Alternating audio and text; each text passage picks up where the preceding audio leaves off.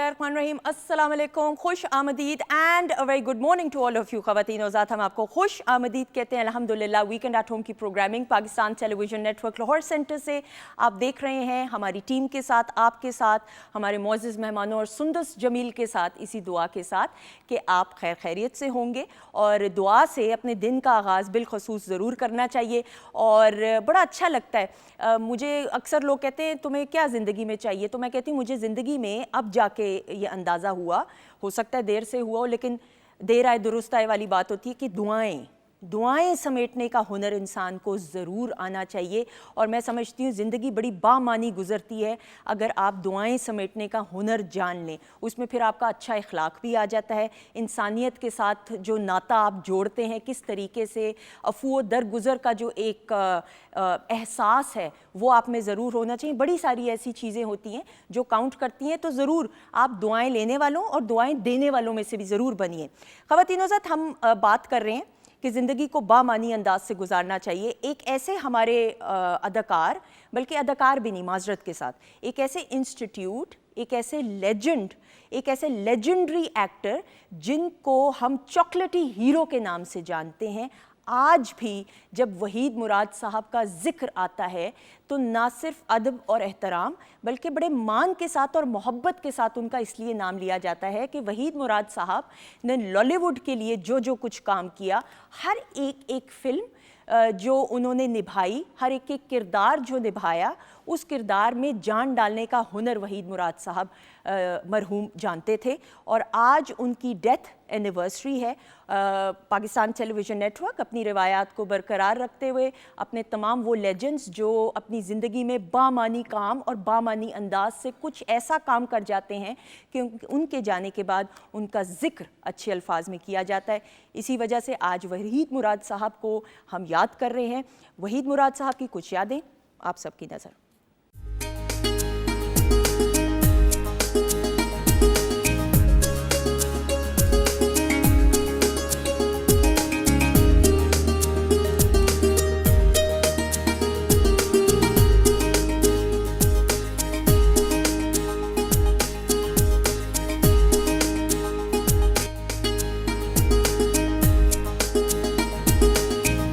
अगर कभी जिंदगी में तुम्हें मुझे खो देना पड़ा तो वो मेरी जिंदगी का आखिरी दिन होगा। एक सवाल आपको करने की इजाजत नहीं है, वो ये कि आपकी पसंदीदा हीरोइन कौन है, क्योंकि इससे बड़ी कॉम्प्लिकेशंस पैदा होती हैं।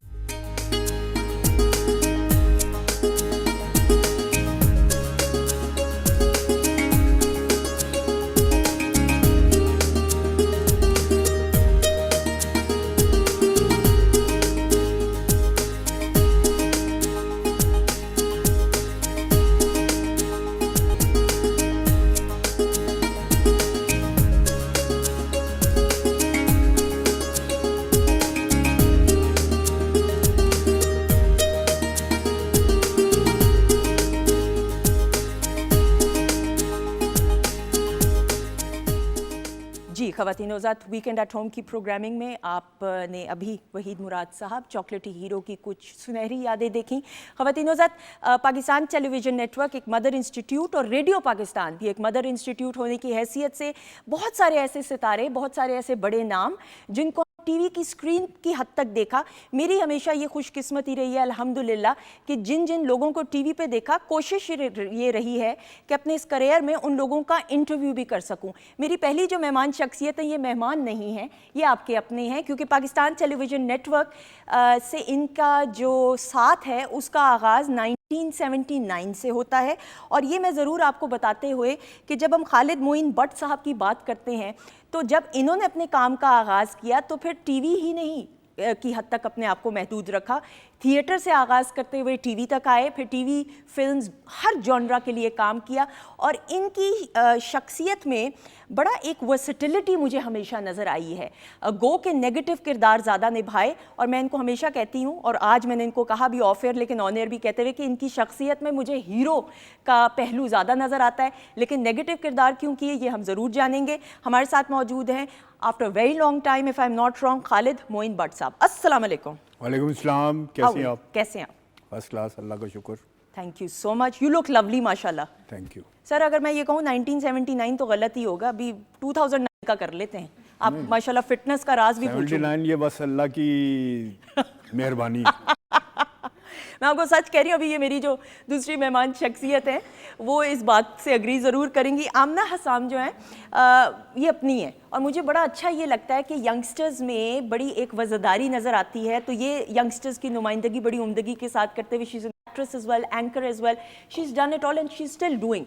और अभी इन्होंने और बहुत तरक्की करनी, ये मैं इनको दुआ दे रही हूँ हमेशा की तरह। So we have with us none other than Amna. अस्सलाम वालेकुम। वालेकुम अस्सलाम। क्या हाल है? यू लुक लवली माशाल्लाह। मैं बिल्कुल ठीक हूँ, थैंक यू सो मच। आप कैसी हैं? थैंक यू सो मच, आपका प्यार, बहुत शुक्रिया। मैंने सही कहा ना कि ये 2009 होना चाहिए? बिल्कुल सही कहा।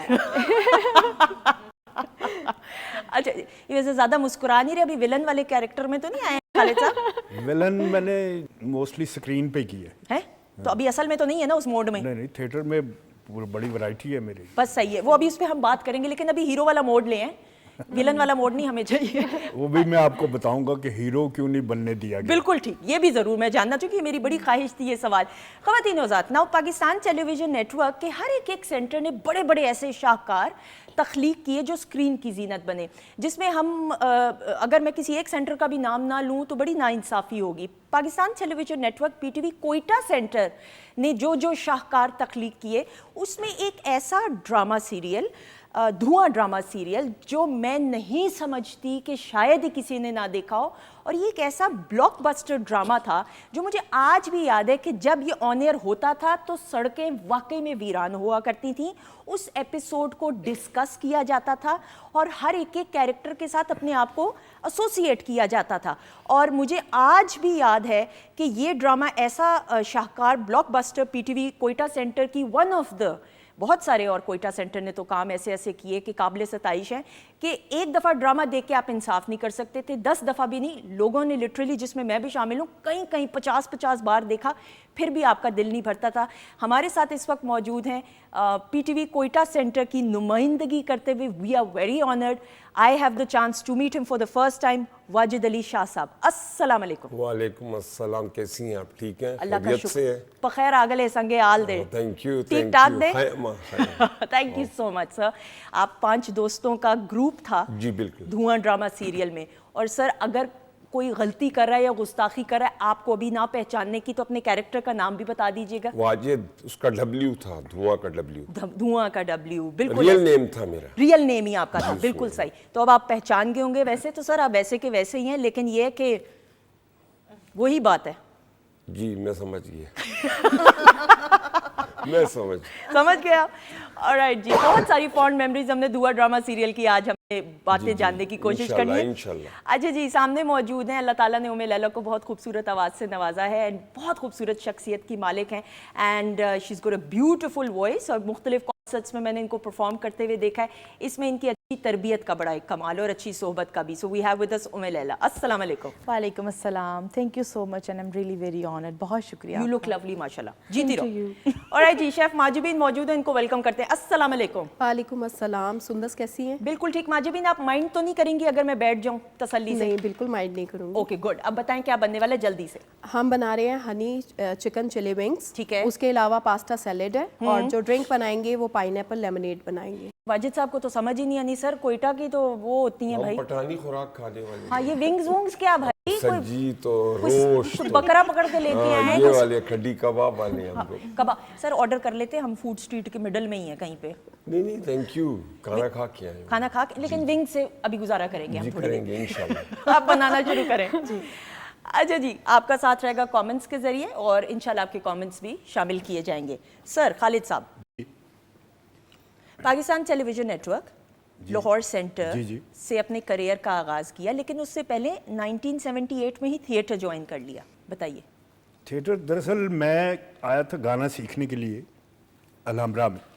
अलहमरा में क्लासेस होती थी, वो उस्ताद छोटे गुलाम अली खान साहब सिखाते थे वहाँ पे, मरहूम मगफूर। तो वहाँ पे मुलाकात हुई, सारा काज़मी साहबा वहाँ पे आई किसी काम के सिलसिले में। हम क्लास फेलो सारे म्यूज़िक वाले बैठे हुए थे वहाँ पे। तो एक खातून ने दूर से आवाज़, ओए इधर आओ। हमने उनका मजाक उड़ाया काफ़ी। कि ये कौन आ गई भी, इस तरह बुला रही है हमें, ओए। तो वैसे उस वक्त मैं यूनिवर्सिटी में पढ़ता था ठीक। और गाना सीखता था, तो वो मतलब है सोच, वो तरीक़ाकार स्टूडेंट्स वाला ही था। ठीक। बड़ा मजाक उड़ाया उनका। तो एक हमारे यहाँ पे पुराने साथी थे शौकत जैन बिल्कुल ठीक। मरहूम, तो वो आ गए, उन्होंने आगे मुझे कहा, वो तुम जानते नहीं इनको? मैं नहीं।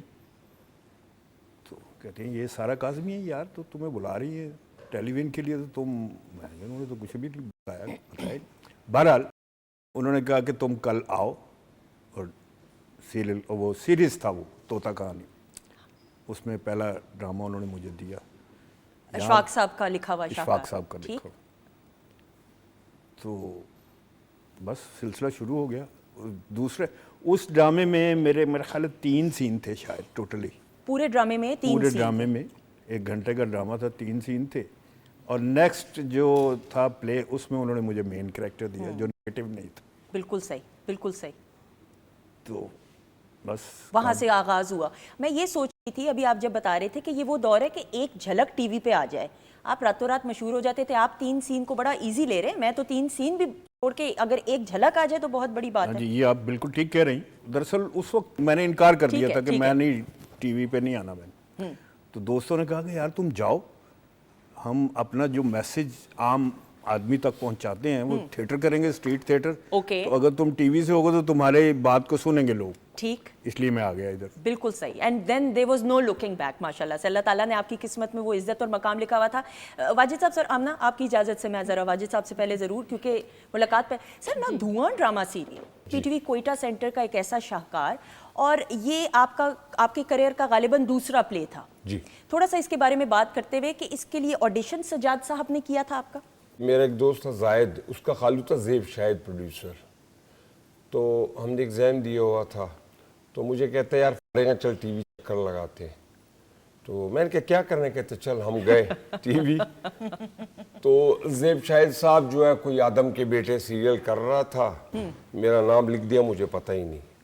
फिर हम गए कैंटीन में एक शकील अदनान हमारे पीटीवी का कैमरामैन, ठीक। वो मुझे ऐसे से देख रहे हैं। मैंने कहा जायद यार ये क्यों मुझे देख रहे हैं? कहता पता नहीं।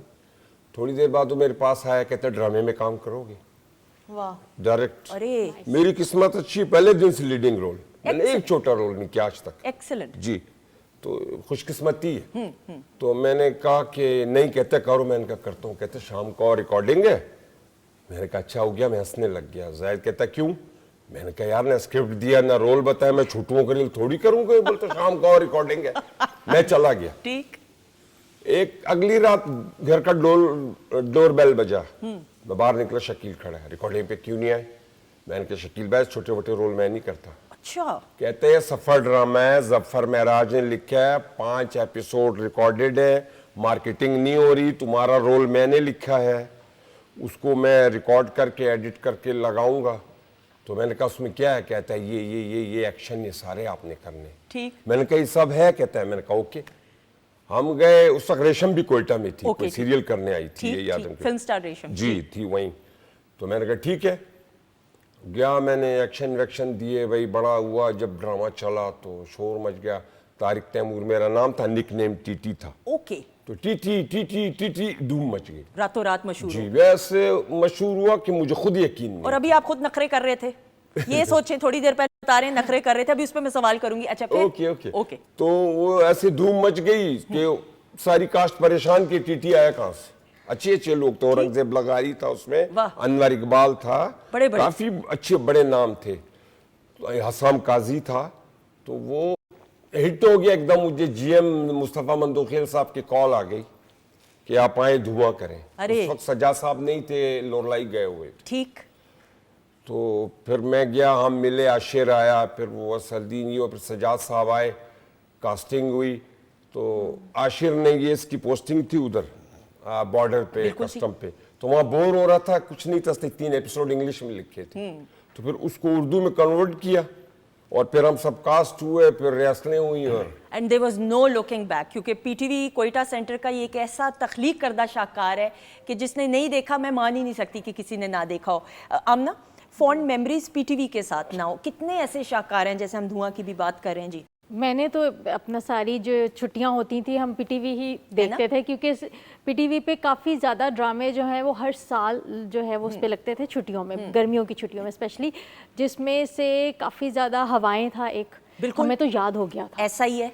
और हमारे सारे, क्योंकि वो डे टाइम में लगती थी, आफ्टरनून में लगती थी, तो हम लोग सिर्फ वही देखते थे, और हमारे घर केबल नहीं थी, तो हमें तो सारे सीन्स याद हैं। बिल्कुल ऐसा ही है उम्मीद लैला, एक अटैचमेंट। और आप तो एज अ सिंगर हम देखते हैं कि पीटीवी एक वाहिद चैनल है, और ये मैं बड़ी जिम्मेदारी के साथ कह रही हूँ, और साथ अफसोस भी है कि प्राइवेट चैनल्स पे बेशुमार काम ऐसा म्यूज़िक के हवाले से हो सकता है, लेकिन उस तरीके से नहीं हुआ जिस तरीके से, जिस जिम्मेदारी के साथ पीटीवी ने किया।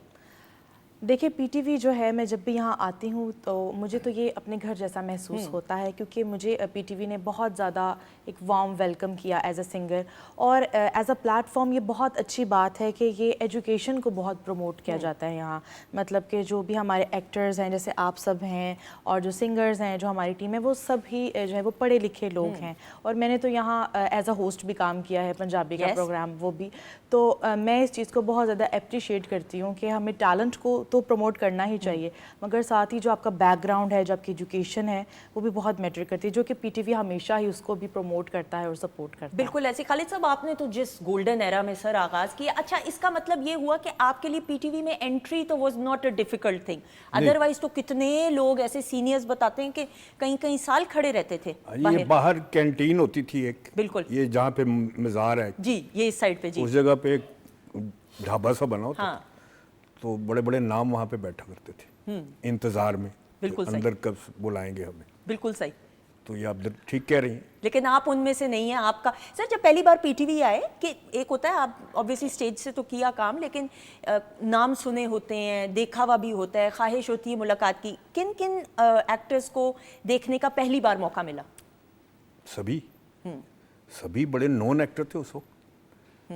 जब मैं आया तो मेरे जो सीनियर्स थे वो तो उनमें आबिद अली थे, फिरदौस थे, कवि साहब थे। सब कवि साहब को पहली बार देखा, मतलब कौन सी ऐसे थे सीनियर एक्टर जिनको देख के एकदम से फैसिनेशन हुई?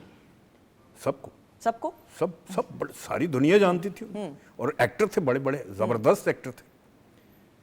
और कुछ जो हमारे इसातिज़ा थे जिनको मैं नहीं जानता था, उनसे मिलना ज़रा मुश्किल हुआ, क्योंकि वो रिस्पेक्ट उनकी जो थी।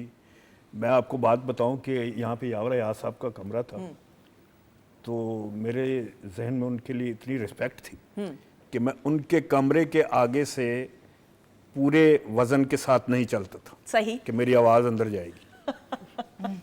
तो ऐसे उंगलियों के बल चलता समझ आ गई, मुझे समझ आ गई।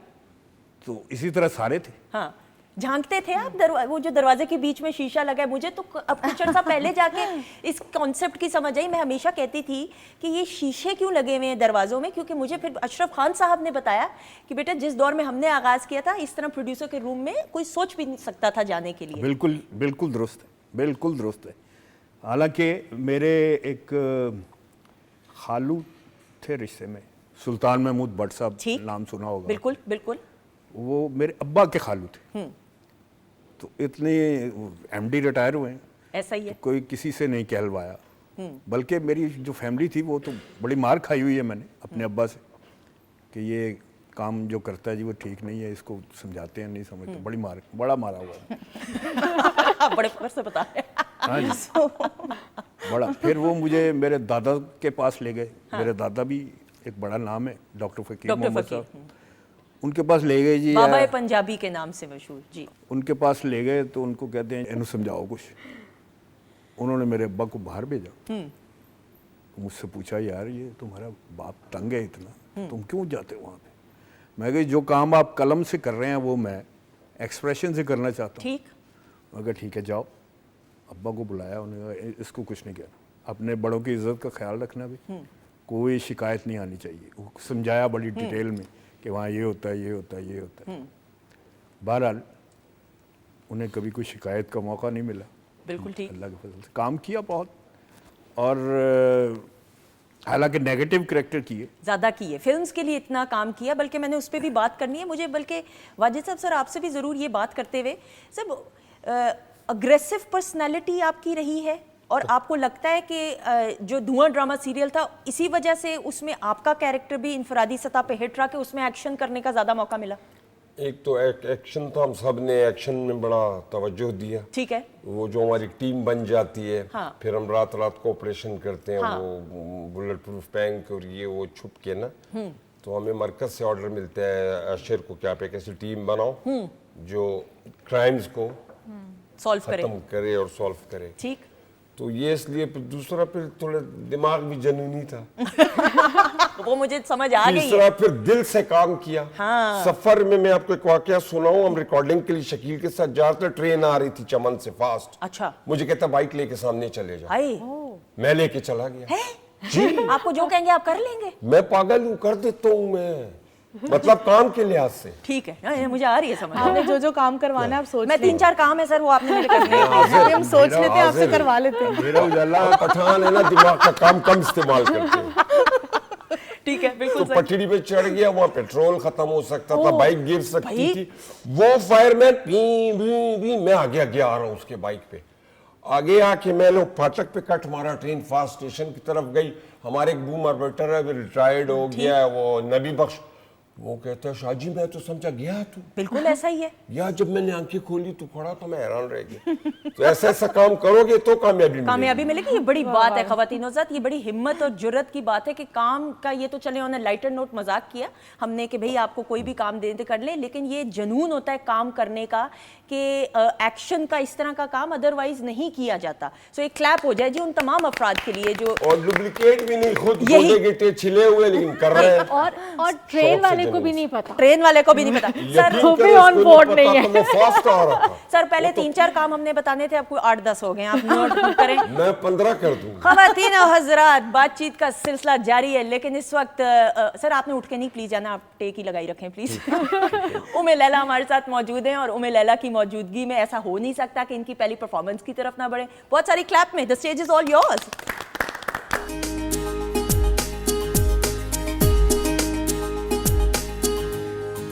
जी ख़वातीनो ज़ात, हम आपको खुश आमदीद कहते हैं। वीकेंड एट होम की प्रोग्रामिंग अल्हम्दुलिल्लाह Pakistan television network Lahore centre से आप बराह रास्त देख रहे हैं। और ये ज़रूर बात करते हुए कि हमारे जो मोअज़्ज़ज़ मेहमान हैं उनसे गुफ्तगू का सिलसिला ब्रेक तक भी, ब्रेक में ये नहीं होता, बड़े मुझसे लोग पूछते हैं कि ब्रेक में क्या आप खामोश हो जाते हैं? मैंने कहा कोई स्टैचू है।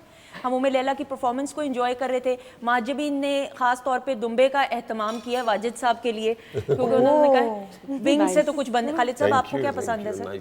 मैं कश्मीरी हूँ, सब कुछ पसंद। भाई दाल चावल तो बेस्ट है फिर। बिल्कुल ऐसा है, दाल चावल के बगैर तो जिंदगी। सर हम आपकी फैमिली की जब बात करते हैं, सुहेल अहमद साहब आपके, सुहेल मेरा छोटा भाई है, फर्स्ट कजन है मेरा, फुफोजात, पुप्पो का बेटा है। ओके, लेकिन वो आपके बाद आए इंडस्ट्री में, जी जी। तो इंस्पिरेशन आपसे मिली? नहीं, मुझसे तो नहीं, पता नहीं, मैंने आज तक पूछा नहीं उसको, लेकिन इल्ज़ाम मुझ पे आया। ऑब्वियसली उसके अब्बा ने एक दफ़ा, मेरे अब्बा मरहूम दोनों फौत हो गए, अल्लाह जन्नत में घेर दे उनको। उन्होंने आपस में खड़े थे, किसी घर में बैठे हुए थे, तो उन्होंने कहा यार तेरे मुंडे ने मेरा मुंडा खराब यही होता है। बिल्कुल सही, बिल्कुल सही। लेकिन नहीं, आपने अपनी जगह एक नाम बनाया, उन्होंने अपनी जगह एक नाम बनाया। जी बिल्कुल ऐसा ही है सर। रातों रात जब आप मशहूर हो गए तो फिर तो कॉलेज में, यूनिवर्सिटी में, फैमिली में तो एक धूम, एक वही बात आ गई, एक झलक आ जाए तो बहुत बड़ी बात होती थी। जी बिल्कुल सही कह रही हैं, बिल्कुल सही कह रही हैं। और बल्कि मुझे एक ये एज हासिल है कि जिस तरह हम बार बार डिस्कस कर रही हैं, आप बता रहे हैं देखने वालों को कि नेगेटिव कैरेक्टर्स की, हाँ, तो नेगेटिव कैरेक्टर्स की फैनशिप होना बड़ी अजीब सी बात है। ऐसा ही, बिल्कुल सही।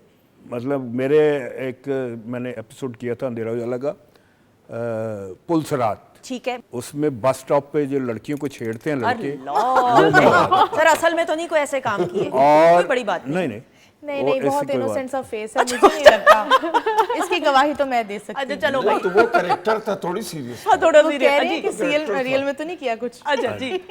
तो वो लोगों ने इतना लाइक किया, वो इस वक्त कोर्स में है वो मेरा ड्रामा, वो एपिसोड। सर लेकिन आपको ये एहसास कब हुआ कि आप मशहूर हो गए हैं? एक तो होता है इंसान काम कर रहा होता है, लेकिन ये कब शऊर बेदार हुआ? मैं सुंदर दरअसल पॉलिटिकल एक्टिविस्ट भी था, ठीक, तो मैंने इस सारी शोहरत को वहाँ पे इस्तेमाल किया। ओके लेकिन मशहूर जैसे यानी फैमिली के अंदर, फ्रेंड्स के अंदर, बाहर आप जाना शुरू हुए तो लोगों ने उस तरीके से पहचानना शुरू किया जो जी कैरेक्टर? बिल्कुल बिल्कुल बिल्कुल। वो कौन सा ऐसा कैरेक्टर हमारे था जो पेरेंट्स थे, मेरे पप्पा और मेरे अब्बा, वो उन्होंने जब हमारी तारीफ सुनी मुख्तलिफ जगहों पे, तो फिर वो काम डाउन हो गया। फिर उन्होंने कहा आप सही काम कर रहे हैं, बिल्कुल। अब खराब वाला काम नहीं कर रहे हैं। बिल्कुल बिल्कुल बिल्कुल सही। अब ना हम ये देखते हैं सोशल मीडिया का दौर है and then it is very important as well. आपको लगता है कि साथ साथ सोशल मीडिया के साथ भी Insta page and different platforms पे एक्टिव रहना चाहिए? इंस्टा जैसे हमारे ये चैनल्स हैं, इस इंस्टा भी एक चैनल ही है एक्चुअली। इसको हम ये नहीं कह सकते कि ये एक सिर्फ एक पेज है, मगर ये एक प्रॉपर चैनल है और उसके अंदर आपको अपना पेज, अपनी प्रोफाइल जो है वो मेंटेन रखनी पड़ती है। और उस पर जैसे हम जैसे चैनल्स पे प्रॉपरली आपकी शॉर्ट फिल्म्स आ रही होती हैं, काम आ रहा होता है, हमें अपनी प्रोफाइल्स पे भी इसी तरह अपडेट रहना पड़ता है और हमें अपना काम दिखाना पड़ता है और डिफरेंट चीज़ें बना के, रील्स बना के दिखानी पड़ती हैं।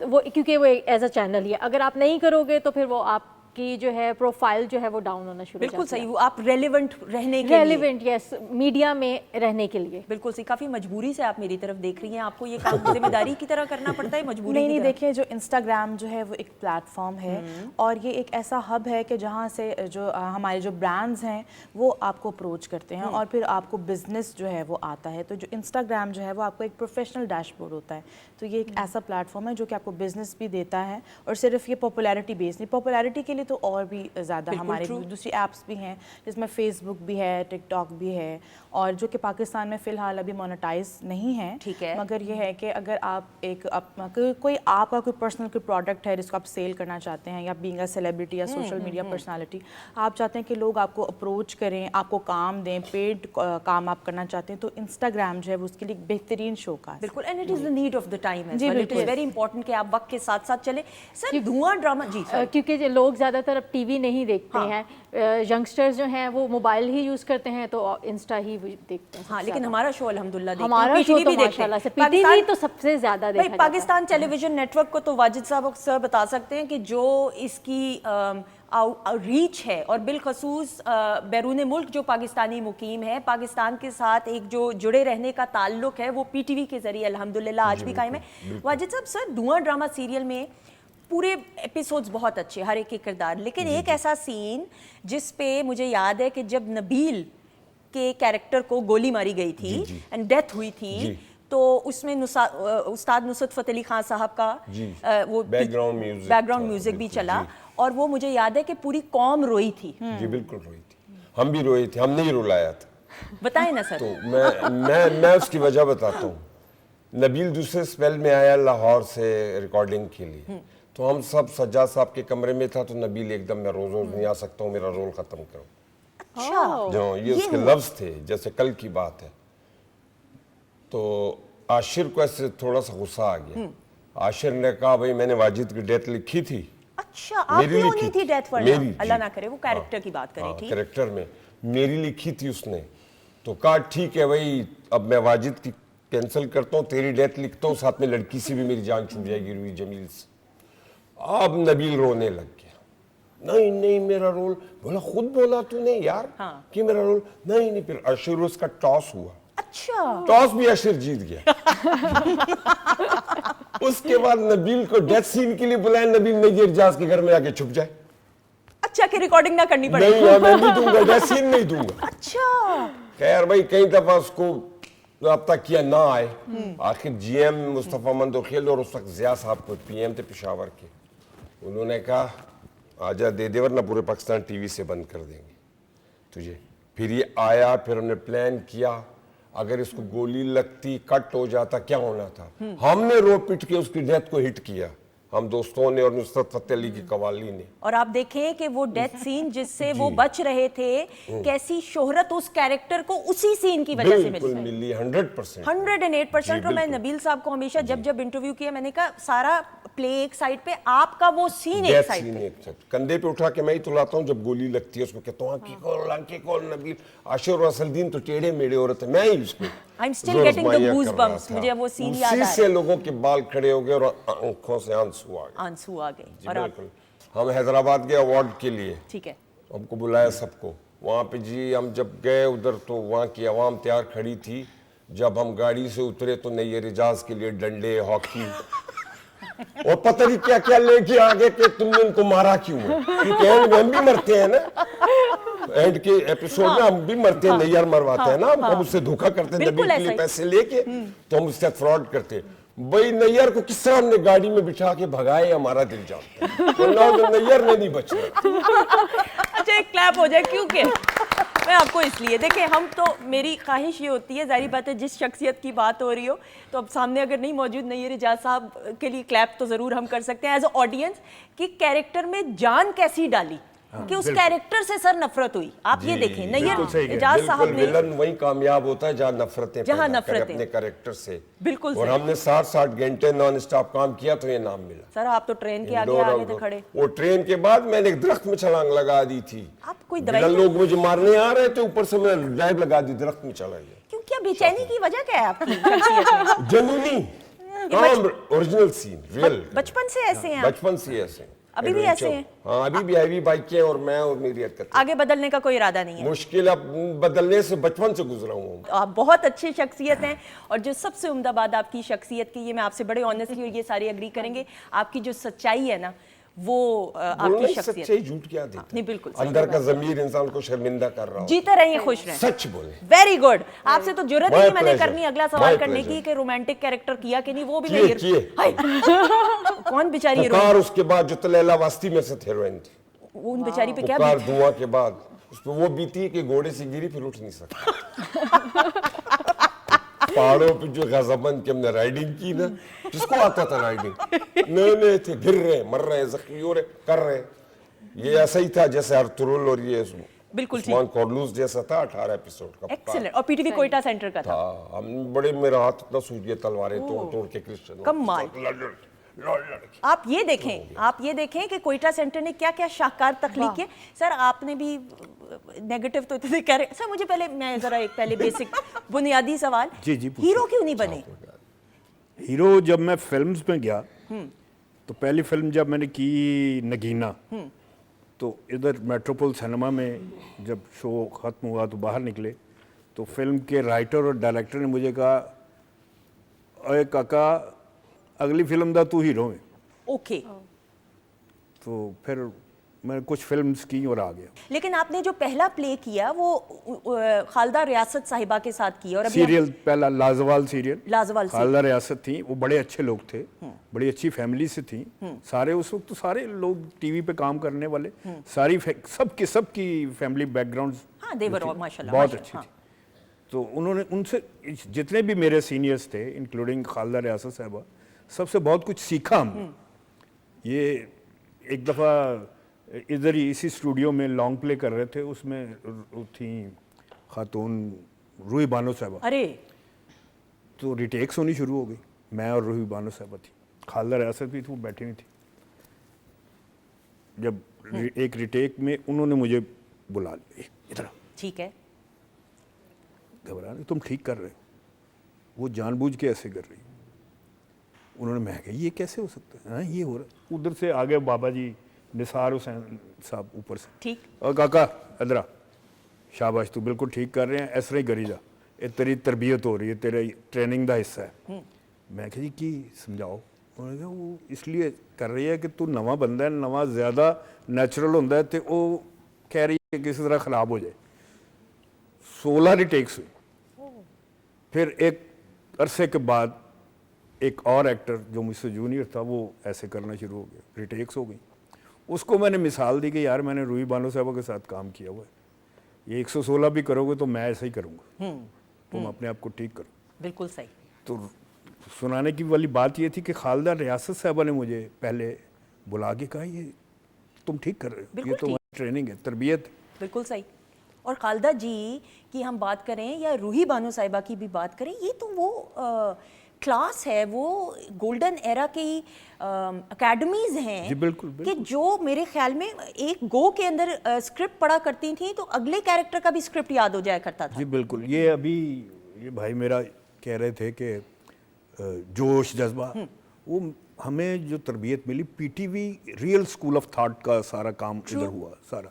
तो कैरेक्टर में जब आप हकीकत भरेंगे, हकीकत का रंग भरेंगे, तो डायरेक्टर अगर आपको कहेगा कि 16 फुट से छलांग लगाओ तो आप लगाएंगे। बिल्कुल ऐसा ही है, ऐसा ही है। वो जुनून ऐसा होता है इन पॉजिटिव सेंस। हम आप में भी वो देखते हैं, चार्म देखते हैं, वो डेडिकेशन काम में देखती हैं। अदरवाइज हम ये भी है कि अब तो मुख्तलिफ जॉनराज आ गए हैं ना मीडियम काम के। आपका दिल के करीब कौन सा जॉनरा है काम का? मुझे सारा कुछ ही बहुत पसंद है। मुझे एक्टिंग करना ही बहुत पसंद है। अगर मुझे ऐसा लगता है कि जब मैं एक्टिंग करती हूँ ना तो आई फील अलाइव। ठीक, मुझे मेरी ज़िंदगी है एक्टिंग। और मुझे जो है जब मुझे काम आता है तो मुझे शदीद किस्म की खुशी होती है। और क्योंकि मुझे ऐसा लगता है कि अब मेरी ज़िंदगी शुरू हुई है। सेट तक जो है मुझे लगता है कि ये मेरी ज़िंदगी है। उसके बाद फिर इंसान तो अपनी नॉर्मल लाइफ में वही बिज़ी रूटीन, मगर उसे जीना नहीं कह सकती मैं, मगर जिस कदर मैं एक्टिंग को एंजॉय करती हूँ, सेट पे होना मैं जिस कदर एंजॉय करती हूँ, मैं और किसी चीज़ को ज़िंदगी में नहीं। बिल्कुल सही। सर आपने बहुत से प्लेस भी किए, कैरेक्टर्स भी किए, और कहते हैं कि, और अगर मैं गलत हूँ मेरी इस्लाह भी ज़रूर आप दोनों कीजिएगा, खालिद साहब भी और आप भी, कि बिलखसूस नेगेटिव कैरेक्टर, और आपने तो एग्रेसिव भी कैरेक्टर ज़्यादा किए, तो उन कैरेक्टर से निकलना भी बड़ा मुश्किल होता है। यानी वो तो कर लिया आपने जो प्रोजेक्ट करना था, उसके बाद कोई ऐसा प्रोजेक्ट जिस कैरेक्टर से निकलना आम जिंदगी में आपके लिए मुश्किल हुआ हो? कैरेक्टर तो कैरेक्टर होता है ना, उसने आप में जान भरनी है, नेगेटिव हो या पॉजिटिव हो। उसके बाद मैं सीन, इतना मैं कॉन्फिडेंट था कि मैं सीन करके दोबारा देखता भी नहीं था मॉनिटर पे और चला जाता था। अच्छा। और मैं वन टेक एक्टर हूँ, मैंने कभी खून नहीं थुकवाया 10-10 टेक। नहीं नहीं सर, ऐसे नहीं, वाकई यकीन करें, आप सज्जाद साहब से पूछें, आप मालूमात करें, टेपे मंगवाएं, क्योंकि मैं रीडिंग करता था और मैं पढ़ता था स्क्रिप्ट। मैं उसको अपनी इंसल्ट समझता था कि मैं प्रोड्यूसर को तंग करूं, ये वो। मैं बहुत मेहनत करता था स्क्रिप्ट पे। यानी ये यानी सेट पे आके मैं स्क्रिप्ट नहीं देखता था। ठीक, हमारे कुछ दोस्त हैं, मैं नाम नहीं लेता, लेकिन मैं मेहनत करता था। बिल्कुल सही। यानी और ये वो दौर था जब सीआर भी होती थी, डीआर भी होती थी, मुख्तलिफ। बिल्कुल होती थी, रिहर्सल, सीआर, डीआर। बाकी भट्ट साहब से तो मैं बहुत जूनियर। बिल्कुल सही। यावर हयात सब थे कि हमारे उस्ताद, ऐसा ही है सर, बहुत बड़ा नाम। इनकी बात को आगे बढ़ाता हूँ। वो हमें कहा करते थे कि स्क्रिप्ट इतना याद करो कि जुमला तुमसे खौफजदा हो जाए। अरे वाह वाह, क्या कहने, ये बात हुई। किया हम लोगों ने खौफजदा जुमले जो किया ऐसा ही है। और जब तक आप उस कैरेक्टर को तारी ना अपने पे कर लें, आप निभा ही नहीं सकते स्क्रीन के ऊपर। ये तो सारा एक्सप्रेशंस का, डायलॉग डिलीवरी का कमाल है। आखिरी सीन तक वो मुझ पे तारी होता था, उसके बाद फिर खत्म। अच्छा, तो अब हम वापस आते हैं आपके रोमांटिक वाले कैरेक्टर पे। और सर फिल्म्स के लिए भी तो काम किया बेशुमार। फिल्म के लिए मुझे बुलाया था सैयद नूर ने। अच्छा। 2-3 मरतबा राब्ता कि मैं लाहौर आया, लेकिन वही बात है भट्ट साहब वाली, अजीब किस्म के लोग, अजीब बातें, में वापस भाग। बिल्कुल सही। लेकिन ये होता है ना कि हर किसी का अपना अपना मिजाज होता है। आपके मिजाज के सर, खालिद साहब सर, हम ऑब्वियसली ये देखते हैं कि थिएटर के लिए भी आपने काम किया, टीवी के लिए भी, फिल्म के लिए भी। कहते हैं कि जो थिएटर का आर्टिस्ट होता है ना, उसको फुटवर्क का भी पता होता है, डायलॉग डिलीवरी का, कहाँ पे डायलॉग में उतार चढ़ाव लेके आना है। Theatre also helped you lot. Theatre तो मैंने सुना हुआ है कि हॉलीवुड में किसी कैरेक्टर के लिए इंटरव्यू के लिए बुलाते हैं आर्टिस्ट को, तो पहला क्वेश्चन ये होता है कि थिएटर किया हुआ भाई आप? तो थिएटर ने तो बहुत कुछ सिखाया, और लाइव रिस्पांस लेना ऑडियंस से, वाह वाह। थिएटर में आपके साथ किन किन लोगों ने काम किया सर, या आपने किन किन के साथ काम किया? फिल्म के थे सुल्तान राही साहब। अरे बताएं ना साहब। प्लीज। सुल्तान राही साहब से आगाज करते हुए, सुल्तान राही साहब मरहूम के साथ जो काम किया थिएटर। सुल्तान राही साहब के साथ वो पुलिस फाउंडेशन ने ओपन एयर थिएटर लाहौर में बागे जना में एक खेल करवाया था, इश्क हो तो ऐसा। ओके। उसमें राही साहब बने थे पुलिस ऑफिसर, और मैं उनका बेटा था, आवारा बेटा।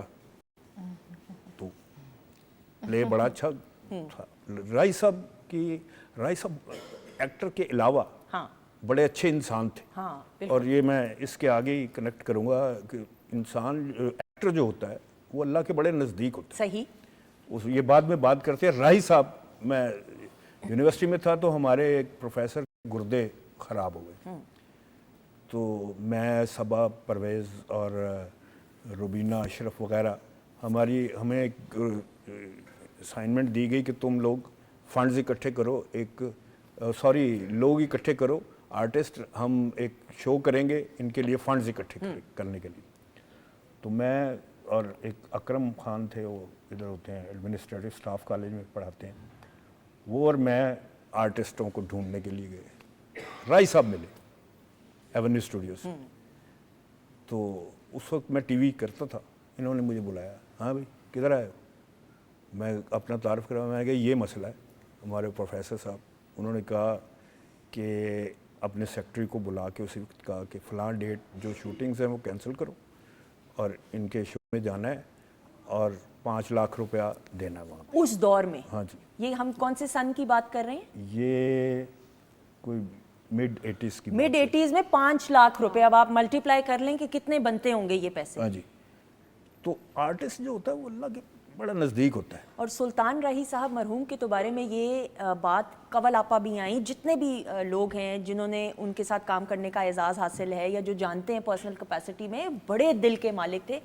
जेब में पैसे लेके फिरते थे कि किसी को ज़रूरत हो तो वो दे दिया करते थे और अगले शख्स को पता भी नहीं चलने देते थे। ये असल बात होती है। मोर देन 50% फिल्म्स जो बनती थी वो राय साहब बनवाते थे। ऐसा ही है, ऐसा ही। बंदे को काम नहीं, वेला है, चलो फिल्म शुरू कर दो, पैसे नहीं लेते थे उससे। बिल्कुल ऐसा ही है। ये बड़े लोगों की बड़ी बातें, और देखें इसीलिए उनके जाने के बाद भी आज भी लोग उनको अच्छे अल्फाज में याद कर रहे हैं। उम्मे लैला, हम जिस तरह खालिद साहब से बात करें थिएटर की, एक सिंगर के लिए भी जो कॉन्सर्ट्स होते हैं ना, मुझे ऐसा ज़ाती तौर पे लगता है एक बड़ा लाइव ऑडियंस के साथ इंटरेक्ट करने का मौका मिलता है। देखिए स्टूडियो जो होता है ना, जहाँ हम अपने सॉन्ग्स की रिकॉर्डिंग्स करते हैं, उसका एक बिल्कुल ही मुख्तलिफ इन्वायरमेंट होता है, उसकी एक मुख्तलिफ वाइब होती है। और जब आप मतलब जब आप लोगों में जाते हैं, जब आप पब्लिक में जाते हैं, तो जो उनकी जो एप्रिसिएशन होती है, जो उनके तासुरात होते हैं, वो आपसे इंगेज करते हैं, वो आपको रिस्पॉन्स देते हैं जैसा अभी आप परफॉर्म कर रहे हो, तो वो जो चीज़ होती है वो बहुत स्पेशल होती है। मतलब आपको जो वो लोग जो अप्रिशिएट करते हैं, वो खुश होते हैं, वो उस चीज़ को जो है आप बयान नहीं कर सकते। आई कैन टोटली अंडरस्टैंड, बिल्कुल। लेकिन मैं ये बयान जरूर करना चाहूंगी कि अब वक्त आ चुका है कि आपकी दूसरी परफॉर्मेंस आए। वाजिद भाई कहेंगे तो होगी परफॉर्मेंस। वाजिद भाई बताइए। होगी, ओके, वेरी गुड। खवातीन और हज़रात, डन। बहुत सारी क्लैप में, the stage is all yours.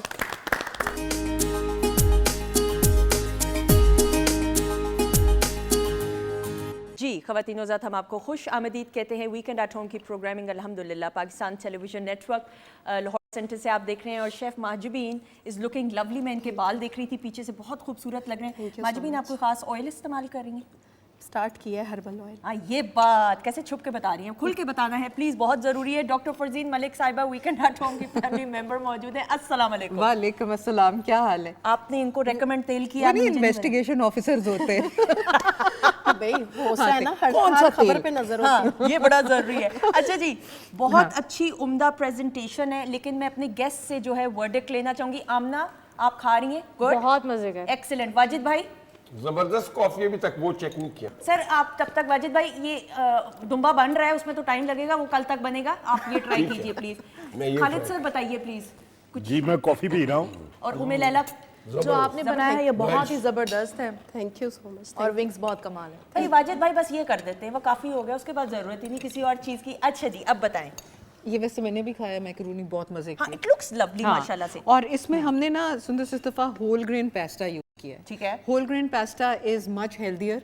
ज़ाहिर है कि मैदा से बनी हुई अशिया से हम मनाही करते हैं, और वो इसी वजह से हमने, हमारी जो शेफ़ हैं उन्होंने ऑलिव ऑयल और होल व्हीट पास्ता का इंतखाब किया है। वेजिटेबल्स उन्होंने खूब सारी डाल दी हैं। आजकल सर्दियाँ आ रही हैं, भूख जो है वो बेतहाशा लगनी शुरू हो जाती है, तो फिर बच्चों को क्या दिया जाए? अब वो उल्टम पुल्टम इधर उधर की पैकेट से बनी हुई के अंदर अशिया जो होती हैं, चिप्स विप्स वगैरह खा रहे हैं, गिव दिस। इसके अंदर वो स्वीट कॉर्न भी डाला है। बिल्कुल। और रेसिपी बताइएगा माजी। बहुत सिंपल है। चिकन के फिलेस 2 ले लें, उसके बाद हम उसको मैरिनेट करेंगे। सिंपल 1 टेबलस्पून उसमें जो है वो लेमन जूस जाएगा, नमक है, काली मिर्च है और लहसुन का पाउडर है या फ्रेश लहसुन चॉप करके डालें। उसके बाद उसको ऑलिव ऑयल में ग्रिल कर लेंगे। उसके बाद उसके हम चंक्स जो हैं या क्यूब्स हैं वो कट कर लेंगे। पास्ता आपने बॉईल किया, उसके बाद 1 चम्मच ऑलिव ऑयल में आपने पास्ता को जो है वो हल्का सा सौते करके, वेजिटेबल्स को सौते करके, जो भी बच्चे पसंद करते हैं वो ऐड कर दें। इसमें ऑलिव्स भी ऐड कर सकते हैं, मशरूम भी ऐड कर सकते हैं, आपकी अपनी मर्ज़ी है। उसके बाद हमने इसमें थोड़ी सी सोया सॉस और थोड़ी सी चिली सॉस ऐड की है और हमने इसको सर्व कर दिया। बिल्कुल सही, एक्सीलेंट, थैंक यू। डॉक्टर साहब क्विकली कुछ और बात कहना चाहिए? हाँ, मैं ये कहना चाह रही हूँ कि सेसमी सीड्स बड़े अच्छे होते हैं। सो जब आप ड्राई फ्रूट खा रहे होते हैं तो उसके साथ सीड्स, जैसे रेवड़ियों के ऊपर होते हैं seeds, they give you a lot of energy. Omega 3 का पूरा खजाना है, ज़रूर इस्तेमाल। बिल्कुल सही, thank you so much doctor साहब, बहुत शुक्रिया। माजबीन, आपका भी बहुत बहुत शुक्रिया। अच्छा जी, ख़वातीनोज़ात, बातचीत का सिलसिला जारी है। हम अपने एक ऐसे सेगमेंट जो मैं अशरफ खान साहब का जिक्र ज़रूर करती हूँ क्योंकि उन्होंने ये कहा था कि इस सेगमेंट का नाम हमने सुनहरी यादें रखना है। हर एक मोअज़्ज़िज़ मेहमान की सुनहरी यादों को तरोताज़ा करते हुए कुछ हम झलकियाँ दिखाते हैं सर। तो खालिद साहब, कंट्रीब्यूशन तो आपकी बेशुमार, लेकिन कुछ हमारा जो फेवरेट तरीन काम, अगर मैं कहूँ गलत नहीं होगा, आप सबकी नज़र जी दिखाइए। ये पढ़े लिखों का काम करते हो तुम? जी हम कब करते हैं, पर्स तो वहां पे पहले ही गिरा पड़ा था। वह चुप है, वह रहमत है। जरा फैंटी शैंटी का बंदोबस्त करो है। क्या नाम है तुम्हारा? मेरा नाम खादिम है जी। वह अब्बा का नाम बताओ है। जी मैं राना शादिम खान का बेटा हूँ और ये मेरा दोस्त है। होय। कोई बात ना। तो तुम वाकई राणा शादिम खान के साहबजादे हो पुत्र? जी। अच्छा, मुझको पहले शक था। मैं कहता था ये जो मुंडा कुश्कता नहीं आए, ये जरूर कोई बात है। पुत्र मुझको पहले बताना था। बैठो मेरे बच्चे, बैठो अरमान से बैठ जाओ। तुम अपनी जगह से क्यों हिलो? कमाल। ख़वातीन और हज़रात, आप ना कुछ कहना चाहेंगी? आप मुस्कुरा रही थी देख के। मुझे बहुत अच्छा लग रहा था। ये तो अभी भी वैसे ही यंग लग रहे हैं, है ना? हाँ। उम्मे लैला, ये जो मुदस्सर है जी, ये प्रोफेसर थे। ठीक है। और ये अल्लाह के पास चले गए हुए, अरे अल्लाह ताला उनके बड़ी दर्जात यंग एज में चले गए। यंग एज में, बिल्कुल ऐसे अल्लाह ताला इनके दर्जात बुलंद फरमाए, आमीन सुमा आमीन। सर, अंधेरा उजाला नाउ। हाँ जी, ये रिश्ता था, ड्रामा रिश्ता। सर, कितनी एपिसोड्स आपने अंधेरा उजाला की? वो हर एक टॉपिक बेस्ड होता था ना एपिसोड? हाँ जी, कोई 6-7 किए थे। 6-7? जी।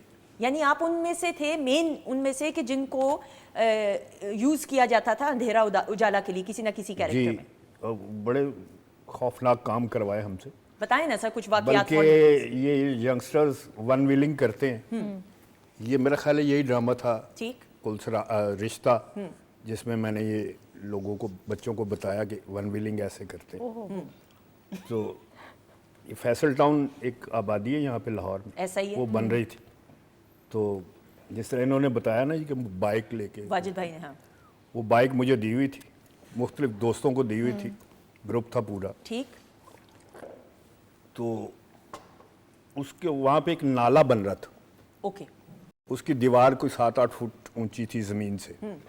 वो मैंने बाइक उसके ऊपर चढ़ाई और फुल स्पीड पे जा रहा था। आगे जब दीवार ख़त्म हुई तो 7 फुट नीचे लैंड किया। अरे वो पाउडर टाइप जो मट्टी होती है ना, जो उसमें चोट वोट नहीं लगी, बच। हमारे जो ड्रामे हैं उस दौर के, वो इंडियन जो इंस्टीट्यूशंस हैं पढ़ाए जाते थे उसमें, बिल्कुल। और सबक आमोज, देखें, मॉरल ओरिएंटेड, के वन व्हीलिंग के बारे में बात करना ताकि लोगों तक ऑन अ लाइटर नोट एक ऐसा मैसेज पहुंच जाए, ये बहुत बड़ी कंट्रीब्यूशन है पीटीवी की। सर, ये जो शर्ट आपने पहनी, ये आपकी अपनी जाती थी शर्ट? जी बिल्कुल। जी, शर्ट मुझे अच्छी लगी है। हाँ। लैला, वाजिद भाई आप मुस्कुराए। आपको ये ना पूछें क्योंकि नबील को भी होल्ड मैंने धुआं में दिया था, उसके पास नहीं था जो शुरू में था। अच्छा, वाकई में? इसीलिए मैं हंसा। इसलिए आप हंसे? अभी मैंने इस पे बात करनी है, लेकिन सर ये शर्ट की कलेक्शन आपकी बड़ी अच्छी थी अंधेरा उजाला में, कोई भी कैरेक्टर। मेरे एक दोस्त हैं, वो उनकी शॉप का नाम भूल गया, ठीक है, वो मुझे ये ला के दिया करते थे कपड़े। उस दौर में स्पॉन्सर होती थी आपकी? नहीं, हाँ। पैसे लेते थे। वो जाते थे हांगकांग वगैरह, वहां से ला के देते। भाई बड़ी कलरफुल शर्ट है भाई, कमाल हो गया, क्लैप हो जाए। अंधेरा उजाला जो, यही स्टूडियो था अंधेरा उजाला का? जी बिल्कुल। बताएं ना सर, फॉन्ड मेमोरीज। यहाँ से बड़ी यादें हैं इस स्टूडियोज में, लेकिन ये स्टूडियो, दूसरा स्टूडियो भी, वो ये दोनों ऐसे स्टूडियो थे कि हम गर्मियों में कंबल लेके बैठते थे। ऐसा ही है, बिल्कुल। ये बात सच है कि ये मुझे याद है कि बहुत सारे हमारे सीनियर सीजन्ड आर्टिस्ट यही का बात करते हैं कि बड़े बड़े मोहम्मद कवी खान साहब मरहूम के साथ बहुत इत्तेफाक हुआ पीटीवी की एनिवर्सरी शोज़ को साथ होस्ट करने का। वो एज अ गेस्ट आते थे, तो वो भी इस स्टूडियो के साथ जो वाबस्ता यादें हैं वो शेयर करते थे। बहुत कुछ विटनेस किया है इस स्टूडियो ने। अच्छा जी, आमना, आपको कैसा लगा अंधेरा उजाला? आपने तो ज़रूर यूट्यूब पे तो देखा ही होगा।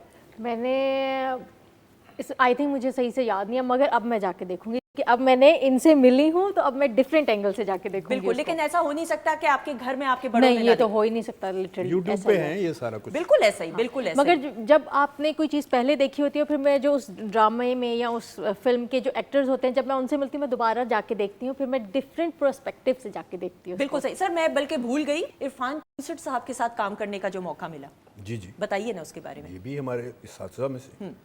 थिएटर किया इनके साथ बहुत, टेलीविजन तो कम किया, मेरा ख्याल अंधेरा उजाला ही किया इनके साथ। तो कवि साहब के साथ टेलीविजन भी बहुत किया, थिएटर भी बहुत किया। और आबिद अली साहब तो मेरे एक सीनियर दोस्त थे, बड़े अच्छे हमारा ताल्लुक था आपस में। हमने पहला प्राइवेट सीरियल जो था दूरियां, उसमें आबिद साहब, मैं और निदा मुमताज़ थे मेन कैरेक्टर। ठीक है, वो भी बड़ा अच्छा था। सारे तकरीबन 35 सीरियल। अच्छा ड्रामा उस वक्त हुआ, हाँ आजकल ड्रामा ढूंढना पड़ता है, ट्रू, बिल्कुल ढूंढना पड़ता है। वो टेलीफिल्म्स हो रही हैं ज़्यादातर, और जो लिखने वाले हैं वो भी काफ़ी कमज़ोर पड़ चुके हैं। सर वो तो दौर ऐसा था, मुन्नू भाई, अशफाक साहब, बानो आपा, हसीना। इशफाक साहब इस स्टूडियो में बैठ के वो रिकॉर्डिंग पे भी आते थे, रिहर्सल पे भी आते थे। ऐसा ही है, रिहर्सल डायरेक्टर नहीं करवाते थे, वो करवाते वो करवाया करते थे। ये बात बिल्कुल दुरुस्त। और क्या वो दौर है, पीटीवी ने देखा अल्हम्दुलिल्लाह। अच्छा जी वाजिद भाई, आप तैयार हैं? आपकी कुछ सुनहरी यादें हमारे साथ हैं मौजूद? हाँ बिल्कुल भैया, पक्का? पक्का 100%। ऑलराइट जी, दिखाइए प्लीज। मैं एक और लतीफ़ा सुनाता हूँ। नहीं, बल्कि एक वाक़या है। यार वैसे इसको जर्नलिस्ट की जगह कॉमेडियन होना चाहिए। बस यार अल्लाह को यही मंजूर। चुप, एक तो तुम्हारी ये बीच में बोलने वाली आदत नहीं जाती। पॉइंट। अच्छा तो हुआ ये कि हमारे साथ एक लड़का होता था, वो बहुत डार्क था, यानी कि बहुत ज्यादा डार्क। कितना डार्क? तुमसे ज्यादा। लेकिन उस पर कमाल ये था कि उसकी आंखें बहुत लाइट ब्लू थी। लाइट तो अजीब कॉम्बिनेशन लगता था।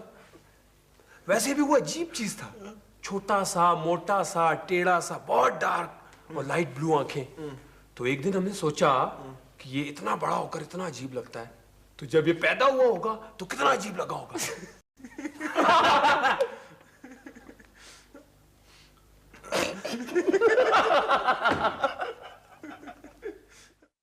कमाल, ख़वातीन और हज़रात। अच्छा ये बात मुझे ऐसा लगता है, मैं गलत नहीं हूँ लेकिन मेरी इस्लाह कीजिएगा, आपके कैरेक्टर को आपके दोस्त एंजॉय किया करते थे, आपकी बातों का मजाक भी उड़ाया करते थे। मैं बेवकूफियां करता था, कभी तकियों से मारते थे, हाँ। कभी उठा के पानी में फेंक देते थे, कभी ये एंजॉय करते थे। थोड़ा सा कॉमेडी था मेरा कैरेक्टर, बिल्कुल ऐसा ही है। एक्शन के साथ साथ। सर ये रिकॉर्ड कहाँ हुआ था? स्टूडियो के अंदर, घर कोयटा में? TV studio. ये सारा सेटअप जी, ये टीवी स्टूडियो। बिल्कुल से। अब बताइएगा नबील साहब की जो बात आप कर रहे थे, मैं कपड़ों की। बताता हूँ। नबील आया तो ज्यादा कपड़े नहीं लाया था, साथ एक कोट था खाली, ठीक है, चेक वाला। तो उसके ओपनिंग में उसने दौड़ते हुए दिखाया था, उसको जॉगिंग करते हुए ग्राउंड में। तो वो परेशान था। मैंने कहा क्या हुआ है यार नबील? कहते यार मेरे पास तो वो स्पोर्ट्स वाला हुडी नहीं, कुछ है नहीं, मैं क्या करूँगा? मैंने कहा फिक्र नहीं कर, मैं हूँ ना। फिर मैंने ला के उसको दिया तो इसने वो सीन किया। बिल्कुल सही। सर आपकी ख्वाहिश नहीं हुई कि आपके साथ भी कोई हीरोइन हो कैरेक्टर के अंदर? नबील साहब की भी थी, आशिर साहब के साथ भी हीरोइन थी। वो मेरी इसलिए ख्वाहिश नहीं हुई कि आर्टिफिशियल हीरोइन क्या करेंगे। मैं अपने काम के साथ मोहब्बत करता था, बस काम करना है, सीन करना है और निकल जाना। ये बात, निकल के घर ही जाना है ना? घर अपने ही घर जी। हाँ बस, very good very good. Artist तो बड़ा रोमांटिक होता है यार। होता है लेकिन स्टूडियो में तो नहीं होता, उस वक्त करैक्टर में होता है। बाहर रोमांटिक होता, बिहाइंड द कैमरा। एक्टिंग का, रोमांस का और क्रिएशन का बड़ा गहरा ताल्लुक है। वो आप बिल्कुल सही फरमा रहे हैं कि उसकी जगह होती है। हाँ, ये बात सर आप कहाँ जा रहे हैं? जगह आप समझे इस बात को। ख़वातीन और हज़रात, हम और इससे आगे बात नहीं बढ़ाएंगे। बिल्कुल सही। वाजिद भाई पहला ऑटोग्राफ याद है? पहला हाथ टेढ़े हो गए थे मेरे। अब यकीन करें कि हैदराबाद में मैंने इतने ऑटोग्राफ दिए, इतना आवाम आई, टूट पड़ी हम पे, जो नैयर जाज को बचाया। 2-3 शो हुए थे, हमको अवार्ड के लिए बुलाया था वहाँ पे। तो आखिर में मैं थक गया और लड़कियों और लोग खुद मेरा हाथ पकड़ के यकीन करो मेरा हाथ ऐसे हो गया, खींच रहे हमारे घर चलो, हमारे घर चलो, खाना हमारी दावत। और जिस दिन हम सिटी गेट होटल में ठहरे थे, जब हम आ रहे थे, सुबह हमने निकलता था, कॉलेज की लड़कियों का अंबार हमारे गेट पे। बिल्कुल ऐसा ही है कि आप लोग से हम कॉलेज नहीं गए, जल्दी मिलने हैं कि आप लोग जा रहे हैं, क्योंकि इतना सुपर डुपर ये ड्रामा सीरियल था। और ये जुनेद जमशेद वही था, इसने भी हमसे राब्ते शुरू कर दिए कि मैं आप लोग के शो में गाता हूँ। बिल्कुल सही। तो बड़े अच्छे मामले हुए ज़बरदस्त। माशाल्लाह माशाल्लाह से आप अल्लाह ने देखें। बहुत इज्जत दी, मेरे रब का बहुत शुक्र। अल्हम्दुलिल्लाह। पहला ऑटो मतलब लिखा क्या था ऑटोग्राफ में, समझ आई? Wajid with love, very good, simple, नीचे साइन मारा। हाँ, सिंपल एंड लंबा नहीं खींचा। बहुत ही अच्छा।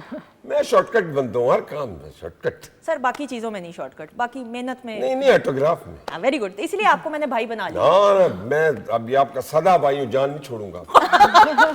ये तो धमकी ज्यादा लग रही है। नो हजरात, बातचीत का सिलसिला जारी है, यही इतना जिंदगी। अच्छा रिश्ता जोड़ा, कैसे छोड़ूंगा? ऐसे बहुत शुक्रिया, बहुत शुक्रिया। हर किसी को भाई कहा भी नहीं जाता है, जिस शख्स से आपको मालूम हो कि वो आपकी। इसी पे तो मैं खुश हूँ कि मैं इस काबिल हूँ। थैंक यू कि मुझे आप भाई कह रहे हैं। Thank you so much. Umme Laila मौजूद है। ख़वातीन हज़रात, यही ज़िंदगी का हुनर है और अल्लाह ताला का करम के ये जो ज़िंदगी है उसको अपने आज में जीना सीखिए। हम बड़े परेशान रहते हैं आज वाले कल के बारे में या माजी के बारे में, अपने आज को तो बेहतर बनाइए ना, अपने आज को अपनों के साथ, या अगर पराए हैं तो उनको अपना बना लीजिए। वीकेंड एट होम में हमारी ये ख्वाहिश भी रहती है और काविश भी रहती है। जिस तरह उम्मे लैला मौजूद हैं, Umme Laila now when I see you, और आपकी हम सिंगिंग के जॉनरा की भी बात करें, आपने भी एक जॉनरा पे फोकस नहीं किया, मुख्तलिफ जॉनरास पे एक्सपेरिमेंट भी करती हैं और वो हिट भी हो जाता है। जी बिल्कुल, अल्हम्दुलिल्लाह। मैंने क्योंकि मैं सीख रही हूँ प्रॉपर, मैंने सीखा भी है, मेरे उस्ताद हैं, उन्होंने मुझे क्लासिकल की तरबियत दी। अभी ऑल पाकिस्तान म्यूज़िक कॉन्फ्रेंस में मैंने सेमी क्लासिकल जो है वो गाया है। इस साल भी अकबर अली ख़ान हैं, और इसके अलावा फ्यूजन पे भी मैंने काम किया है। जो मेरा OST जो वायरल गया था एक प्राइवेट चैनल से, वो जो थी वो गज़ल थी। इसके अलावा जो है फ़ोक में जब हम लाइव परफॉर्म करते हैं तो उसमें फ़ोक और पंजाबी और भंगड़ा इस तरह की चीज़ें भी आ जाती हैं। तो मुझे ये लगता है कि जो आर्टिस्ट जो होता है, चाहे वो किसी भी अपनी रेलिवेंट फील्ड में हो, उसको लिमिटेड नहीं होना चाहिए। जैसे आपने अभी सर की भी बात की, वाजिद साहब की भी, तो आपने जो है वो आपने एक्शन रोल्स भी किए, थ्रिलिंग भी किए, इसके अलावा आपने दूसरा भी काम किया। तो आपको विलन का भी कैरेक्टर करना चाहिए, साथ आपको रोमांटिक हीरो का भी करना चाहिए। तो जो वोकलिस्ट है उसका भी जो गला है ना, उसमें इतनी गुंजाइश होनी चाहिए, इतनी वर्सेटिलिटी होनी चाहिए कि आपको जो भी टास्क दिया जाए आप उसको निभा सकें। हाँ। तो लिमिटेड जो है ना वो आपको कॉम्पैक्ट नहीं होना चाहिए। And I totally agree with you. और आप जो जॉनरा पे काम म्यूजिक के करती हैं, मैंने देखा है कि खुश उसलूबी के साथ निभाती हैं। तो फिर मेरे ख्याल में आपकी परफॉर्मेंस की तरफ बढ़ते हैं। ख़वातीन और हज़रात, बहुत सारी क्लैप में उम्मे लैला।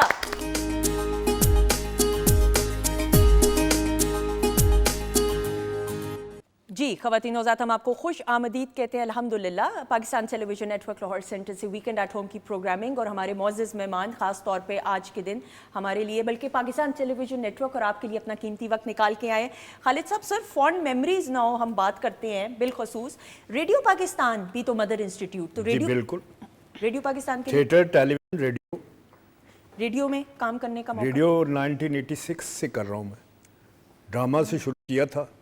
आजकल मैं पिछले कोई 8-10 साल से एक फ़ौजी भाइयों को प्रोग्राम चलता है वहाँ पे पासबान, वो कर रहा हूँ। और एक जो निज़ामुद्दीन साहब होते थे, बिल्कुल वो प्रोग्राम करते थे, वो आजकल सोनी धरती के नाम से, बिल्कुल सही, ये दोनों प्रोग्राम करता हूँ मैं। सर पहली बार रेडियो, और फिर रेडियो से जो तलफ़्फ़ुज़ और अदायगी, डायलॉग्स, मैं उधर ही आने लगा था। हमारे रेडियो के जो वहाँ पे एम्प्लॉयज़ थे वो टेलीविजन के एक्टर थे, कुछ लोग। ठीक। तो कुछ साल हो गए जब काम करते हुए, तो उनमें से एक इल्ताफ़ुर रहमान साहब होते थे जो अक्सर रेडियो पे चलता था, जिस सौती असरात इल्ताफ़ुर रहमान, वो बाबा जी आके यहाँ पे जब भी मुझे मिलना, अरे मुंडिया और रेडियो कर रहे आके मैंने अंदर मजाक उड़ाना उनका कि यार मैंने इतने सीरियल किए हुए हैं, लोग मुझे जानते हैं, ये मुझे रेडियो पे लेके जा रहे हैं। बहरहाल एक दफ़ा ऐसे हुआ, 86 की ही बात है, 87 की, 86, सुहेल असगर और मैं मुल्तान गए एक थिएटर करने के लिए। वो आबिद कश्मीरी मरहूम और नासिर नकवी हैं हमारे एक साथी, बिल्कुल, वो प्रोड्यूसर थे उनका, वो ले गए हमें। तो सुहेल असगर ने मुझे कहा कि आओ यार रेडियो पे चलते हैं। रेडियो पे चले गए, मुल्तान रेडियो पे। वहाँ पे प्रोड्यूसर थे जाफ़र बलोच साहब, ठीक है। उन्होंने कहा यार ड्रामा कर दो, आए हुए थे। मैंने तो कभी किए नहीं, रेडियो किए नहीं। फिर ड्रामा तो करते हो ना, तो वही यहाँ पे कर। वो किया, मुझे बड़ा मज़ा आया। लाहौर आते ही मैं चला गया इधर, रेडियो पाकिस्तान लाहौर।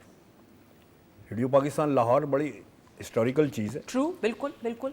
पहली अनाउंसमेंट रेडियो पाकिस्तान की 5 मिनट पहले वो मुस्तफ़ा अली हमदानी साहब ने कहा ये ऑल इंडिया रेडियो है और अगले ही लम्हे अगले के ऐलान का इंतज़ार कीजिए और बाद में कहा कि मुबारक हो, ये हम रेडियो पाकिस्तान लाहौर से बोल रहे हैं, आज़ादी मुबारक। वाह वाह, क्या बात है। वहाँ पे जाते हुए मैं डर रहा था, लेकिन जब मुल्तान से वहाँ गया तो अल्ताफ़ साहब बड़े खुश हुए। वो एक और थे महमूद साहब, वो भी आर्टिस्ट थे यहाँ, उनके पास ले गए, वो कंट्रोलर थे यार शायद। तो उन्होंने कहा ये आ गया है, करवाओ की करो। ऑडिशन हुआ, ऑडिशन क्लियर हुआ तो जाफ़र रज़ा साहब होते थे रेडियो के प्रोड्यूसर, ड्रामा प्रोड्यूसर, उनके साथ मैंने काफ़ी साल काम किया। जब ये 90s में फिल्में शुरू की तो मैंने उनसे रिक्वेस्ट की। बहरहाल वहाँ से रेडियो से काफ़ी सीखा, काफ़ी कुछ सीखा। और वो जो तलफ़्फ़ुज़ है और आपकी आवाज़ भी माशाल्लाह, आपकी आवाज़ उन माशाल्लाह आवाज़ों में से है कि जिसमें वो वज़ादारी मौजूद है और वो रेडियो वाली वॉइस ओवर की डॉक्यूमेंट्रीज़ की जो होती है, ये रेडियो से सीखा ना। हाँ रेडियो से। माइक का इस्तेमाल रेडियो ने सिखाया। हाँ, बिल्कुल सही। जैसे सिंगर्स की भी हम बात करें तो वाजिद भाई आपके घर वालों का क्या रिस्पॉन्स था जब आपने एक्टिंग करना शुरू की? शुरू में तो थोड़े चिड़े हुए थे, जब 2-3 सीरियल हिट हुए तो खुश होना शुरू हो गए कि बड़ा अच्छा काम किया। और वो आज तक सफर ड्रामे में जो मेरा नाम तारिक तैमूर था, अभी भी मुझे आवाजें पड़ती हैं, कोई ने टीटी टीटी टीटी की सोच ऐसी हो, मुझे टीटी टीटी आवाजें दे। सही करें भाई अपनी सोच, क्या मसला है आप लोगों का? सुधर जाओ, सुधर जाएं, भाई हैं मेरे वाजिद भाई, शाबाश। दीन दुनिया का हैं? दीन चलिए, दुनिया। बहुत शुक्रिया, थैंक यू। मेरी तो खुशकिस्मती होगी अभी आज। स्टाम्प लिख के दूंगा। नहीं नहीं सर, इस हद तक नहीं पहुंचना प्लीज। कंट्रोल वाजिद भाई, बहुत जरूरी है। Salute salute. पहले ऑटोग्राफ की तो बात हमने कर ली। फैमिली में पहली तारीफ किसने आपकी की कि भाई ये काम आपका देखा तो ये तो बड़ा अच्छा कैरेक्टर है, तुम्हें तो एक्टिंग आती है करनी? घर वालों में वालिद या वालदा रिश्तेदारों में? और बहनों ने तो की, वालिद वालदा ने नहीं की, भाई ने नहीं की। अच्छा, कि ये क्या कर रहा है तो मैंने कहा मेरा अभी रुझान नहीं था लेकिन अब बन गया क्योंकि मैं शामिल हो गया उस टीम में, तो मुझे करने दें। ठीक है। पढ़ाई के साथ साथ फिर मैं करता रहा। पढ़ाई में कैसे थे आप?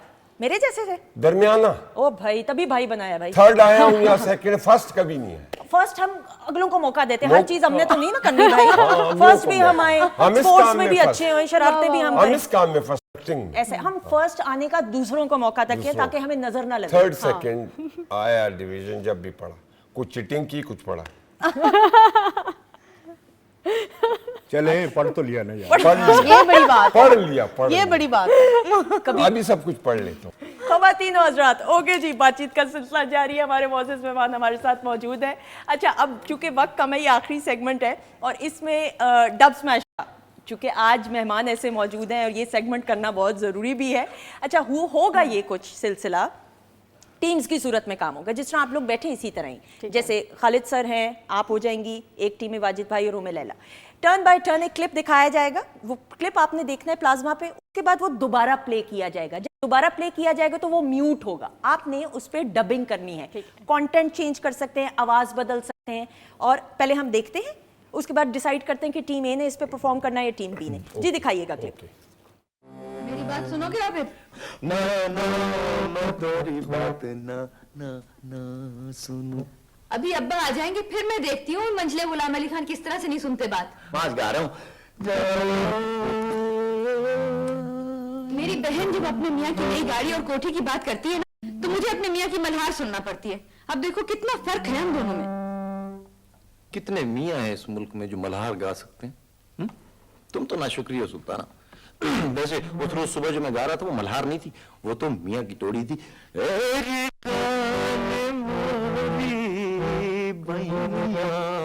उस वक्त से डरो आबिद जब कमाल। ख़वातीन और हज़रात, द लेजेंडरी औरंगज़ेब लगारी साहब नजर आए। सर आपके तो कॉलीग्स में से जी, मेरे सीनियर हैं। सीनियर बिल्कुल।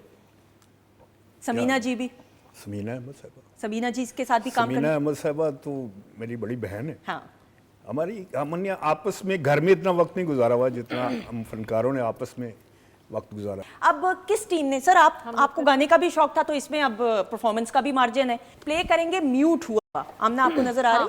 ओके, एंड क्लिप दिखाएंगे अब। जी बस कर दो, मेरे कान पक गए हैं तुम्हारी आवाज सुन सुन के। दिल दियां लगियां जाने ना। अब भी अब्बू आ गए ना तो बहुत मार पड़ेगी। ऐसी चित्रोल होगी ना, मजा आ जाएगा। ओ दिल दियां लगियां जाने ना दफा हो इस कमरे से, मैं थक गई हूँ। तो मेरे कानों से खून आने लग गया, तुम्हें पता है। मैं अभी अब्बू को बताती हूँ जाके कि तुम मुझे बहुत तंग कर रहे हो। गाना तो सुन लो। दिल दियां लगियां जाने ना मेरा प्यार पछाने ना। इतना मैंने सुना, मेरे कान पक गए हैं।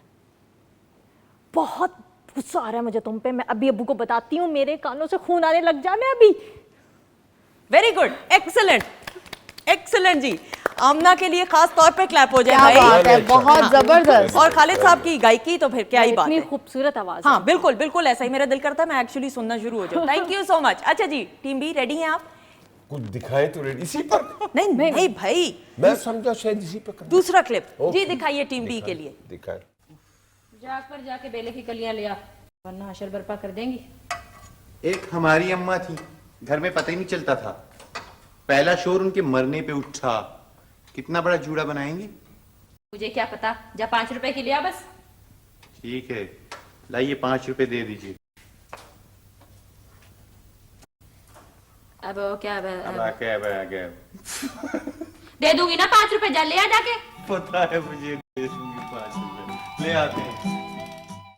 कमाल, खवातीन हज़रात, फॉन्ड मेमोरी। बुशरा आपा नजर आई इसमें, सलीम साहब नजर आए, अल्लाह ताला उनके दर्जात बुलंद फरमाए, आमीन सुम आमीन। सच अ वर्सटाइल एक्टर। ऐसे शाहकार हैं जो आज भी लोग देखना चाहते हैं और देखते हैं। कमाल। अच्छा जी, आप दोनों रेडी हैं? जी जी। स्क्रीन पे देखना और डबिंग करनी है। Okay. लेट्स सी जी। एंड क्लिप दिखाएंगे टीम बी के लिए अब जी।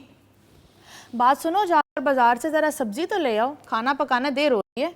जल्दी से भाग के ले आओ। तो 5 रुपए दे दो तो मैं ले आता हूँ सब्जी आपके लिए। 5 रुपए में कौन सी सब्जी आती है? वो मैंने एक सस्ती जगह देखी, वहां से मिलती है। अरे नहीं नहीं, 5 रुपए तो बहुत ज्यादा होते हैं। तुमने बीच में से अपनी चीज खानी है, मुझे पता है। तो ठीक है, 2.5 की दे दो, 2.5 रुपए की ले आता हूँ। 2.5 भी नहीं दूंगी तुम्हें, 1 रुपया नहीं दूंगी। जाओ जाकर सब्जी लेकर आओ, फौरन जाओ। थोड़े से तो दे दो। बिल्कुल भी नहीं दूंगी, अल्लाह के नाम पे। अल्लाह के नाम पे भी नहीं दूंगी। भाग जा। ओके। Very good. भाई मुझे भाग जा वाला है तो कमाल हो गया। Very nice, undoubtedly amazing. खवातीन हज़रात, इसी के साथ ये सेगमेंट अपने इख्तिताम को पहुंचा और ये वो वक्त आ चुका हुआ है और मेरा यकीन जाने वक्त का बिल्कुल नहीं पता चला। अपने मोअज़्ज़िज़ मेहमानों का शुक्रिया अदा करते हुए सर थैंक यू। क्या welcome, most welcome. I hope you enjoyed. हाँ जी, क्यों नहीं। Thank you. मैं अपने घर आया हूँ, हाँ। एंजॉय नहीं करना तो क्या ऐसा करना। ऐसा ही। बहुत शुक्रिया आमना। थैंक यू सो मच, आप हमेशा मुझे याद रखती हैं। थैंक यू, आपका प्यार। वाहिद भाई, थैंक यू वेरी मच। मेरे लिए बहुत दिली एहसास की बात है कि आपने मुझे मेहमान बनाया और बुलाया और इतनी इज्जत दी। Thank you very much. आप ताला आपको लंबी उम्र अता फरमाए, अच्छी सेहत अता फरमाए, आमीन सुम आमीन। हम इंसाफ नहीं कर सके लेकिन हमारी कोशिश रही। I hope you enjoyed. बिल्कुल 100%। बहुत शुक्रिया, थैंक यू सो मच। बहन मिल गई और क्या चाहिए। 25 से 35 काम हो गए बहन के आपने करने हैं। 40 करेंगे। ओहो कमाल हो गया। 40 करेंगे। उम्मे लैला, थैंक यू। आपके लिए ढेरों दुआएं हैं और ढेर सारा प्यार है आपके लिए। और मोहसिन जाफर साहब का भी शुक्रिया अदा करना चाहिए। बहुत शुक्रिया, जीती रहो, खुश रहो। माजिबीन, आपका भी बहुत बहुत शुक्रिया, थैंक यू सो मच। खवातीन हज़रात, आपका भी बहुत बहुत शुक्रिया। जिंदगी रही और मेरे रब की रजा रही और अल्लाह का हुक्म हुआ तो इंशाल्लाह अगले प्रोग्राम में जरूर आपसे मुलाकात होगी। हमारी तरफ से खुदाफिज। लेकिन जाने से पहले उम्मे लैला का खूबसूरत सा गाना और ग्रैंड क्लोजिंग परफॉर्मेंस आ जाएगा बहुत सारी क्लैप में।